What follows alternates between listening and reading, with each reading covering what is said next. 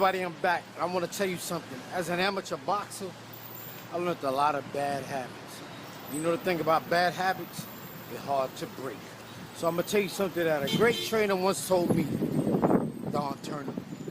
Don Turner trained Evander Holyfield, Larry Holmes, Mike McCallum, Aaron Pryor, Tim Littles. Told me he trained about, from what I understand, he trained about 12 world champions. The guy's a genius when it comes to boxing. But like he always tells me, genius is not transferable. So just because he was a great trainer don't mean you're going to be a great fighter.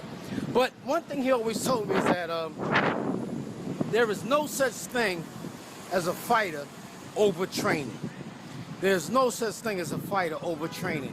What it is when a fighter tries to cram too much of a workout into a short period of time. And what I mean by that is a fighter, if you're an active fighter, you should be in shape at all given time. Because especially when you're up and coming, especially when you're trying to become a contender. Because you never know when the phone is going to ring for a fight. So when you're an up and coming fighter, and a lot of times I think fighters let their knockouts go to their head and they get lazy. And that's the main reason I'm making this video, is because there's only two reasons why a fighter gains weight and moves up into weight divisions. There's only two reasons. One is because there's more competition up there and he's cleaned out the weight class, he's cleaned out the division where he was. Or two, he gets lazy. But he gets lazy is the main reason fighters move up in weight class. They got lazy. It's real simple. And like I always tell people, to me, 154 and cruiserweight are like the main weight classes where guys are lazy. Because I figure if you can make 154, then you can make 147. Now the reason I'm saying is because Floyd, and the reason I'm saying is because Floyd Mayweather is going to be fighting Alvarez at a catchweight of 152. This is from 147 to 152. That's 5 pounds.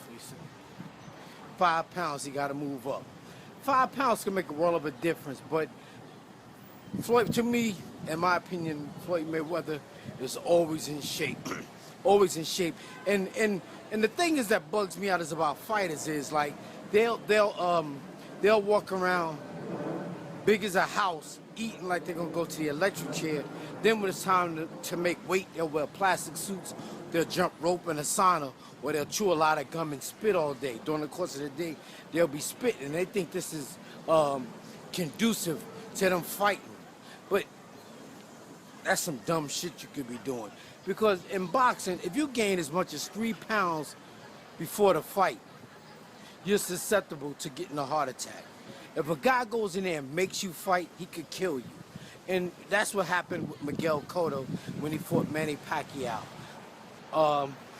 It's just silly, man. And then, like, you'll see guys, like, I can name a bunch of guys that got damn near killed from wearing them plastic suits.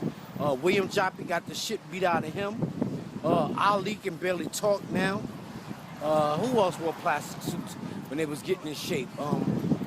I seen William Joppy do it. I seen Miguel Cotto do it. And I seen Muhammad Ali doing it. And look at him now. Cotto, it ain't catch up with him yet. But for one thing, it tells you, when you see a guy wearing plastic suits, it tells you that he's not eating right.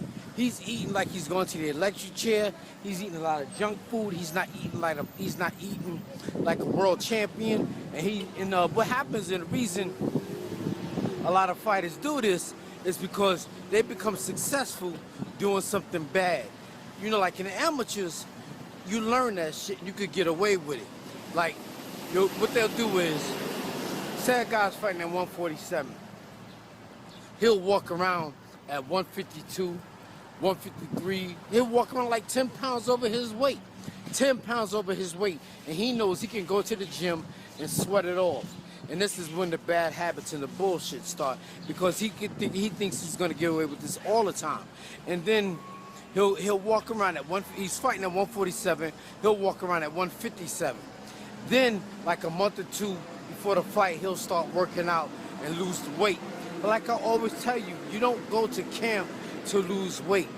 You go to boxing camp to hone your craft. You should already be in shape by the time you get to the gym. by the time you get to your camp.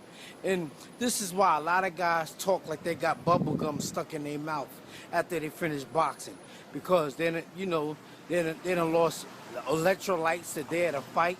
You know, they losing water, and water is the essence of life. And they stripping their body of the natural water that's in their body. They stripping their body, they stripping themselves of the electrolytes. They're not eating right. They eating a lot of sugar. And sugar is a false sense of energy. And that's a good way of getting your ass killed when you step in the ring. Because you got to understand that boxing is a hurt sport. The object of the sport is to ball up your fist and knock the guy out. That's what the object of the sport is. But a lot of guys don't take it seriously. And then when it's time to fight, you know, they're getting the shit knocked out and they're talking like they got bubble gum stuck in their mouth. So Alvarez and Floyd Mayweather are going to fight at 152 at a catch weight. Floyd Mayweather doesn't have a problem making that weight. But when you move up in weight, like I always say, you don't take your punch with you. I don't see him. He's not like a pressure fighter like Pacquiao is. So I don't see him knocking Alvarez out.